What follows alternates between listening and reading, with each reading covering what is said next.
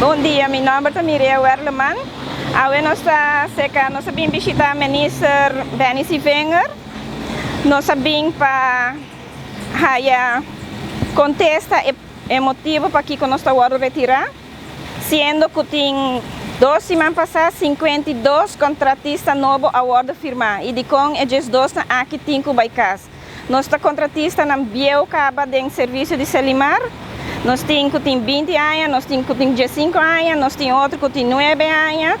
Nós estamos contratistas na Hopi Biel acaba de Selimar e é motivo para que nós temos que baicas.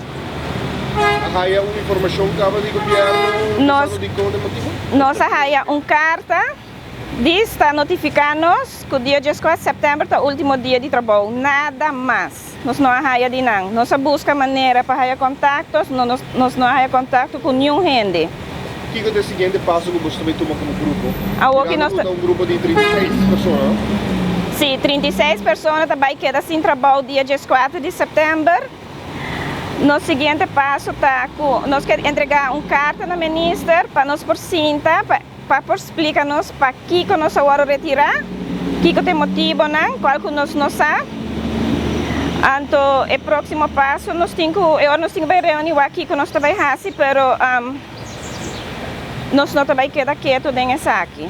Se em caso que você contrato no órgão não vai outro bem, então já com uma 50 pessoas acaba de 50 grupos acaba. O que é o que você faz agora?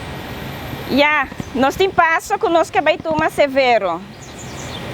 Nós temos passo que nós também tomar severo, para nós também merecer de nosso trabalho, nós temos família para criar.